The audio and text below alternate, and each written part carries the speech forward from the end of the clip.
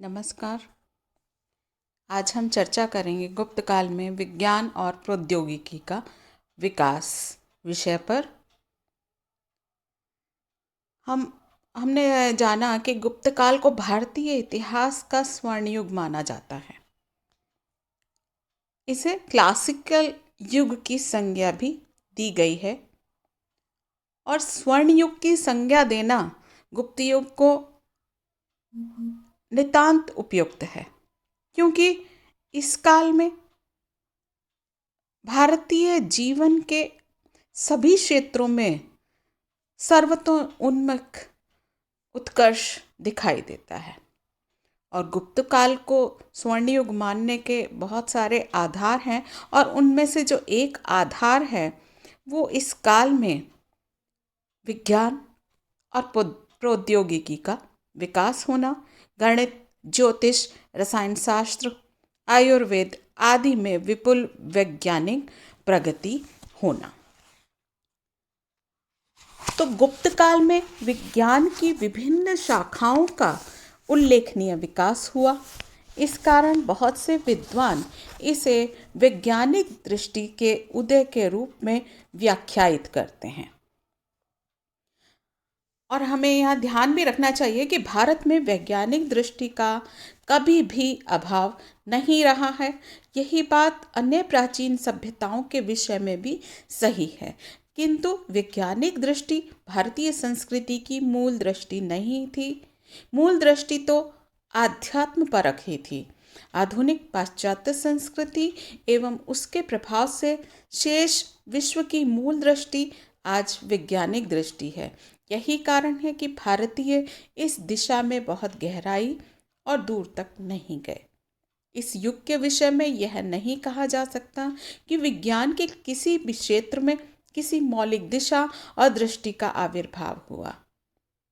भारतीय परंपरा में वैज्ञानिक दृष्टिकोणों, वेदांगों, कोश रचना की परंपरा, व्याकरण, न्याय दर्शन, खगोल शास्त्र, चिकित्सा शास्त्र, रसायन और भौतिक शास्त्र और धातु विज्ञान में हमको दिखाई पड़ता है। तो सबसे पहले हम जान लेते हैं गणित और ज्योतिष के बारे में। गुप्त काल के जो प्रमुख गणितज्ञ थे वो ज्योतिष विद्या में भी निपुण थे, क्योंकि इन दोनों शाखाओं का समुचित विकास हुआ। और इन विषयों के जो प्रमुख विद्वान थे वो थे आर्यभट्ट, वराहमिहिर, भास्कर प्रथम और ब्रह्मगुप्त। कौन कौन से थे? आर्यभट्ट, वराहमिहिर, भास्कर प्रथम और ब्रह्मगुप्त। गणित के क्षेत्र में हम देखें, इस काल की सबसे बड़ी उपलब्धि दशमलव पद्धति की खोज थी, जो विश्व इतिहास के लिए एक क्रांतिकारी खोज सिद्ध हुई। तो यानी दशमलव पद्धति की जो खोज है वो गुप्त काल में की गई थी। अरब लेखकों ने स्पष्ट रूप से इस पद्धति की खोज का श्रेय हिंदुओं को दिया है। आर्यभट्ट और वराहमिहिर ने अपने ग्रंथों में इस पद्धति का उल्लेख किया है। एक गुप्तकालीन अभिलेख हमको मिला है इलाहाबाद से 448 ईस्वी का। उसमें संकेत मिलता है कि 5वीं शताब्दी के आरंभ में दशमलव पद्धति भारत में ज्ञात थी। इस काल के जो अन्य गणितज्ञ और ज्योतिर्विदों में आर्यभट्ट का नाम सर्वोपरि है और इनके ग्रंथ का नाम आर्यभट्टियम है। इनके ग्रंथ का क्या नाम है? आर्यभट्ट के आर्यभट्टियम है, जिसमें उन्होंने बुनियादी गणित सिद्धांतों का आने वाली शताब्दियों के गणितज्ञों ने अनुकरण किया। आर्यभट्ट को क्षेत्रमिति, त्रिकोणमिति और ज्यामिति आदि विषयों का जन्मदाता माना जाता है। उनके पाई की गणना और सौर वर्ष की अवधि की गणना 365.3586805 दिवस की थी। और ये जो गणनाएं उस समय उन्होंने की थी वो आधुनिक गणनाओं के मान से दशमलव के बाद के 3 अंकों तक समान है। और ज्योतिष को गणित से अलग शास्त्र घोषित करने वालों में आर्यभट्ट का नाम अग्रणी है। आर्यभट्ट ने यह भी घोषणा की कि पृथ्वी गोल है और अपनी धुरी पर घूमती है और इसकी छाया चंद्रमा पर पड़ने के कारण ग्रहण होता है। तो आर्यभट्ट भारतीय खगोल शास्त्री में खगोलवेत्ताओं में सर्वाधिक गहन वैज्ञानिक दृष्टि संपन्न और खगोलवेत्ता थे। उन्होंने अनेक क्रांतिकारी सिद्धांतों का प्रतिपादन किया था। उनके वैज्ञानिक समझ की वैज्ञानिक दृष्टि के कारण ही अन्य उनके बाद वाले जो खगोलवेत्ता थे उन्होंने इन सिद्धांतों को आगे बढ़ाने के बजाय त्याग दिया। यहाँ तक कि वराहमिहिर और ब्रह्मगुप्त ने भी आर्यभट्ट के सिद्धांतों को अमान्य बताकर कठोर आलोचना की। आर्यभट्ट के बाद दूसरा प्रसिद्ध जो गणितज्ञ है गुप्तकालीन और ज्योतिषी वो है वराहमिहिर। उनका ग्रंथ है प्रमुख पंच सिद्धांतिका। हालांकि वो इतना प्रसिद्ध नहीं है जितना ज्योतिष के इतिहासकार के रूप में।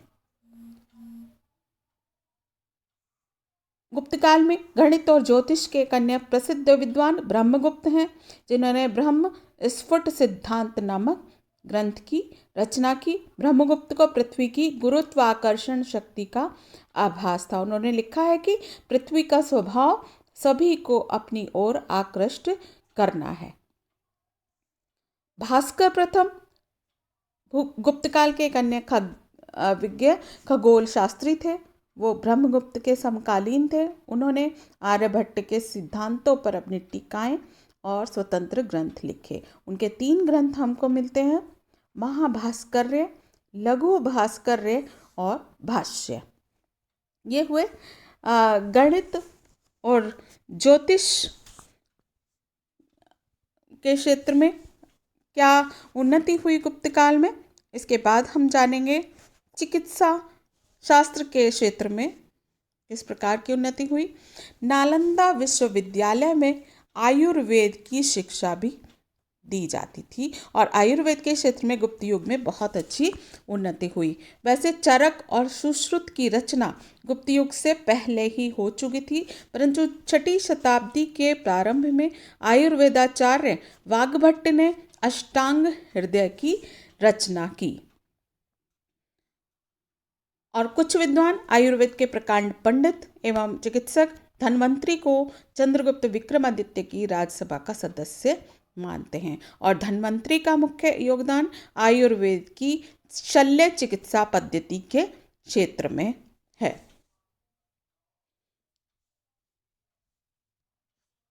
गुप्तकाल की एक अन्य चिकित्सा संबंधी पुस्तिका पूर्वी तुर्किस्तान से भी मिली है। इसका नाम नवनीतकम है।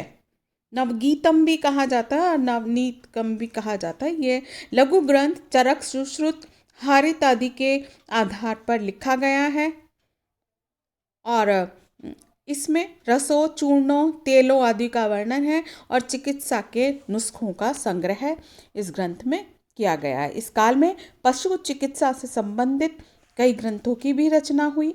हाथियों और घोड़ों की चिकित्सा पर ग्रंथ लिखे गए। ये दोनों सेना के आवश्यक अंग थे, इसलिए हाथियों की चिकित्सा के से संबंधित एक प्रसिद्ध ग्रंथ हस्तया आयुर्वेद है, जो पालकाप्य नामक ऋषि और राजा रोमथार के बीच संवाद के रूप में लिखा गया है। इसी प्रकार अश्व चिकित्सा संबंधी ग्रंथ अश्वशास्त्र है, जिसका लेखक शालिहोत्र नामक ऋषि को माना जाता है। इसके बाद हम बात करते हैं रसायन शास्त्र, भौतिकी एवं धातु विज्ञान की। गुप्त काल का जो प्रसिद्ध रसायन शास्त्री और धातु विज्ञानवेत्ता नागार्जुन था, जो बौद्ध दार्शनिक और आचार्य भी था।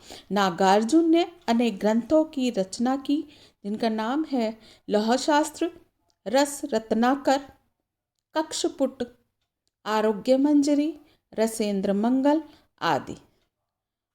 पारे की खोज इनका नागार्जुन का सर्वाधिक महत्वपूर्ण आविष्कार था, जो रसायन और आयुर्वेद के इतिहास की एक युगांतकारी घटना थी। नागार्जुन ने रस चिकित्सा का आविष्कार किया, जिसके अंतर्गत उसने यह सिद्धांत प्रतिपादित किया कि सोना, चांदी, तांबा, लोहा आदि खनिज धातुओं में रोग प्रतिरोधक क्षमता होती है और इनके रासायनिक प्रयोग से रोगों का निदान हो सकता है। इसलिए भारतीयों के रसायन शास्त्र के ज्ञान की बहुत प्रशंसा की गई है। भौतिकी के क्षेत्र में हम देखें, षड्दर्शन की वैशेषिक शाखा ने अणु सिद्धांत का प्रतिपादन और प्रचार किया। धातु विज्ञान संबंधी कोई स्वतंत्र ग्रंथ हमको नहीं मिलता है, लेकिन इस विद्या में भी अद्भुत प्रगति के साक्ष्य हमको प्राप्त होते हैं। और सबसे बड़ा साक्ष्य मेहरौली का लौह स्तंभ है, जो वैज्ञानिकों के लिए आश्चर्य बना हुआ है। यह स्तंभ लगभग 24 फुट ऊंचा और इसका घेरा 16 इंच का है और इसका वजन 6.5 टन है। 1500 वर्षों से धूप और वर्षा में खुले खड़े स्तंभ पर कहीं जंग लगने या धातु के उधड़ने का चिन्ह नहीं है। इस तरह की कला यूरोप में आज से 1 शताब्दी पहले तक ज्ञात थी। गुप्तकालीन धातु कर्म के कौशल का ये एक अन्य उदाहरण बिहार के सुल्तानगंज से प्राप्त बुद्ध की खड़ी हुई तांबे की प्रतिमा है, जो 7.5 फुट ऊंची और 1 टन वजन की है। ये हुआ रसायन शास्त्र, भौतिकी और धातु विज्ञान का विकास। अब हम जान लेते हैं इस काल में प्रौद्योगिकी का कैसे विकास हुआ। प्राचीन भारत में प्रौद्योगिकी का विकास 3 क्षेत्रों में हुआ। खेती में